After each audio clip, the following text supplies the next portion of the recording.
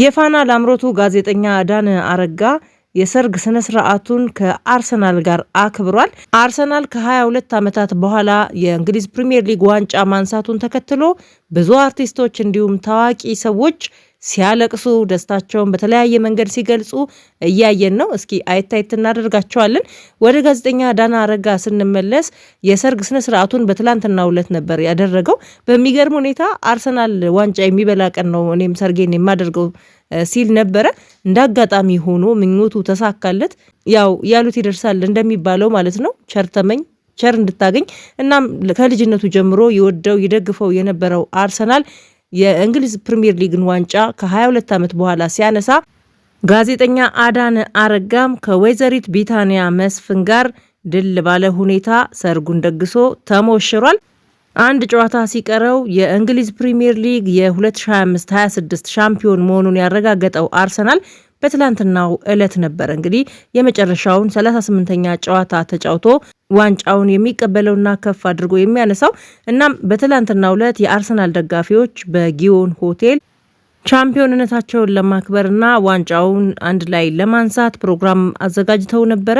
በዛ ዝግጅት ላይ ነው ጋዜጠኛ አዳነ አረጋ ሱፉን ለብሶ እንዲሁም ደግሞ ባለቤቱ ወይዘሪት ቢታንያ መስፍን ቬሎዋን ለብሳ በሚዜዎቻቸው ታጅበው የአርሰናልን ዋንጫ ለማክበር እንዲሁም ደግሞ ሰርጋቸውንም ለማክበር ሻምፓኛቸውን እየተራጩ በደስታ ሲያብዱ የነበሩት ማለት ነው።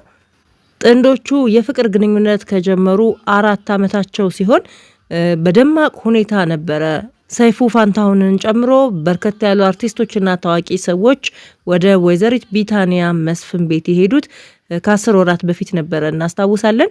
ደማቅ የሽምግልና ስነስርዓት ነበረ። ታገቢኛለሽ ወይ ብሎ የጠየቃትን በስካይላይት ሆቴል ነበረ። ሁለቱም ዝግጅቶቹ አሪፍ ስለነበሩ ሰርጉም ተጠባቂ ነበረ። ባልታሰበ ሁኔታ ደግሞ በድል እንግዲህ የሰርግ ስነስርዓታቸውን አከናውነዋል። የዛሬ 4 ዓመት አካባቢ አዴና ቢታንያ ሲተዋወቁ ቢታንያ አዳነ ታዋቂ ጋዜጠኛ እንደሆነ አታውቅም ነበረ። እሷ የጽህፈት መሳሪያ መሸጫ መደብር ላይ ቁጭ ብላ እየሸጠች ነበረ። አዴ ወደ ሱቋ የገባው ማለት ነው። ከዛም የጠየቃት እቃ ስላላግባባቸው አጠራሩ ማለት ነው።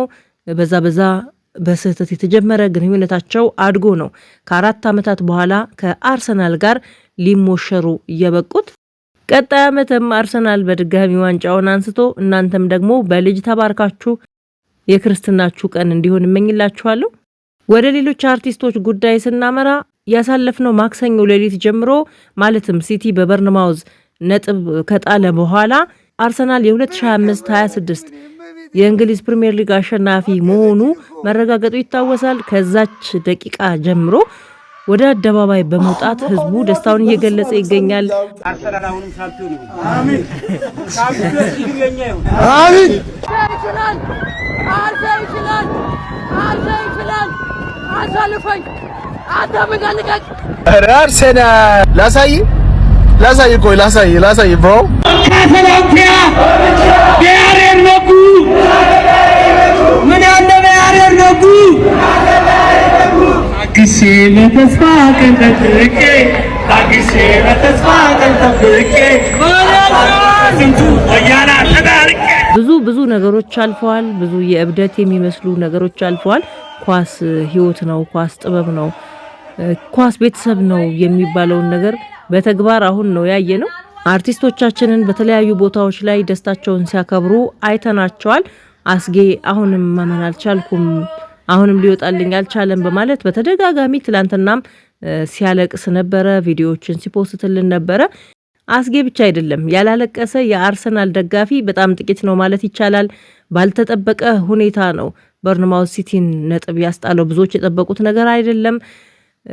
በተደጋጋሚም ደግሞ አርሰናል ደርሶ መጨረሻው አካባቢ ላይ ዋንጫውን እየተነጠቀ ሚዜዎች ናችሁ እንጂ ሙሽራ ልትሆኑ አትችሉም የሚል ቅጽል ስም ተሰጥቷቸው ነበረ ደጋፊዎቹም እንዲሁም አሰልጣኙም ተጫዋቾቹም እና ያንን እንግዲህ እንደርግማን እንበለውና መስበር የቻለ ቀን ስለነበረ አብዛኞቹ የአርሰናል ደጋፊዎች ሲያለቅሱ ሲንፈራፈሩ እንዲነው ወይን ኳስ መደገፍ እስከንል ድረስ አንዳንዱ የሚያስቁ አንዳንዶቹ ደግሞ አብረው የሚያስለቅሱ የደስታ አገላለጾችን አይተናል።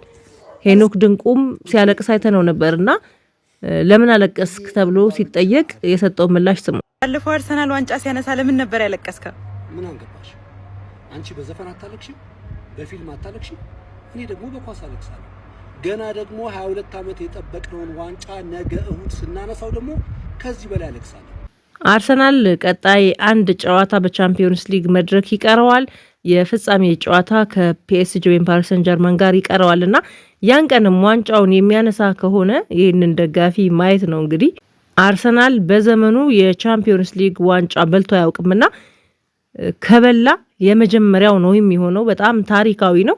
ከዚህ ቀደም ከ20 ዓመት በፊት በአርሰን ዌንገር ዘመን ለዋንጫ አልፈው ከባርሳ ጋር 2-1 በሆነ ሽንፈት ነው ዋንጫውን ያጡትና ለመጀመሪያ ጊዜ ነበረ ወደ ቻምፒዮንስ ሊግ ፍጻሜ ያለፉት። ያኔም አሁንም ለሁለተኛ ጊዜ ወደ ፍጻሜው አልፈዋል። ነገር ግን እንደባለፈው ተሸንፈው ዋንጫውን ያጡታል ወይንስ ደግሞ አሸንፎ አርሰናል የመጀመሪያ የሆነውን የቻምፒዮንስ ሊግ ዋንጫ ይጨብጣል የሚለውን አብረን የምናይ ይሆናል። መልካም ምኞቴን እገልጻለሁኝ በዚሁ ለአርሰናል ደጋፊዎች ማለት ነው። አርሰናል ዘንድሮ ሰው ማስለቀስ ወይም ደግሞ ዋንጫውን ማንሳት ብቻ አይደለም፣ ብዙ ሪከርዶችን ሰባብሯል። ከነሱም መሃል በ6 ተከታታይ ጨዋታዎች በክሊንሺት ወይም ደግሞ ምንም አይነት ጎል ሳይቆጠርበት በመውጣት የራሱን ሪከርድ አሻሽሏል። ሌላኛውና አስደናቂው የተሰበረው ሪከርድ ምንድን ነው? በዚህ ዓመት ባደረጓቸው የእንግሊዝ ፕሪሚየር ሊግ ጨዋታዎች ማለትም 38 ጨዋታዎች አንድም ቀይ ካርድ ተጫዋቾቻቸው አላስተናገዱም። እንዲሁም ደግሞ የፍጹም ቅጣት ምት ወይንም ፔናልቲ አልተሰጠባቸውም። ይሄ ሪከርድ ነው። ምንም አይነት ቀይ ካርድ እንዲሁም ደግሞ ምንም አይነት የፍጹም ቅጣት ምት ሳይሰጥበት የፕሪሚየር ሊጉን ዋንጫ ማንሳት የቻለ ብቸኛው ክለብ ያደርገዋል አርሰናልን። ሌላው ደግሞ በእድሜ ትንሹን ሻምፒዮን ማክስ ዶማንንም አይተንበታል። የመጀመሪያው ነው በእድሜ ትንሽ ሆኖ የእንግሊዝ ፕሪሚየር ሊግ ዋንጫን በማንሳት ማለት ነው። 16 ዓመት ከስንት ቀናት እንደሆነ እርግጠኛ አይደለሁም። ብቻ በእድሜ ትንሹ የእንግሊዝ ፕሪሚየር ሊግን ዋንጫ ያነሳው ማክስ ዶማን ነው። አሰልጣኝ ሚካኤል አርቴታም የእንግሊዝ ፕሪሚየር ሊግን ዋንጫ ያነሳ ሁለተኛው በእድሜ ትንሽ አሰልጣኝ ሆኗል። የተከላካይ መስመሩም የሚወሳ ነው። ገብርኤል ማጋሌሽ 17 ክሊንሺት ማለት እሱ በተሰለፈባቸው ጨዋታዎች ጎል ሳይቆጠር ወጥቷል። 17 ጨዋታዎች ላይ ማለት ነው። እንዲሁም ደግሞ ዊሊያም ሳሊባ 16 ወይም 15 ይቅርታ አድርጉልኝ፣ ብቻ እነዚህ ክሊንሺቶችን ያስመዘገቡ ውጤታማ የሆኑ የተከላካይ መስመር ተጫዋቾችን የያዘ ስብስብ ነው የአርሰናል ስብስብ። የቻምፒዮንስ ሊግ ዋንጫውን የሚያነሱ ከሆነ በቻምፒዮንስ ሊጉ ምንም አይነት ጨዋታ ላይ አልተሸነፉም። እሱም እንደ ሪከርድ የሚመዘገብ ይሆናል። በዓለም አቀፍ ደረጃም እንዲህ አይነት የደጋፊ ድባብ ታይቶ የሚያውቅ አይመስለኝም።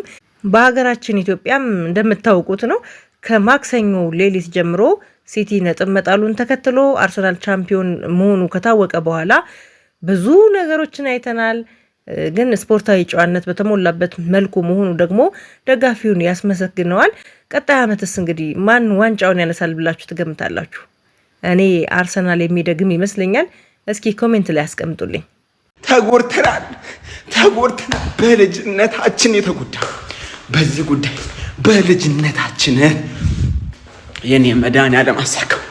የት ልሂድ ወይኔ ብቻዬን ወይኔ መድኃኒዓለም የት ልሂድ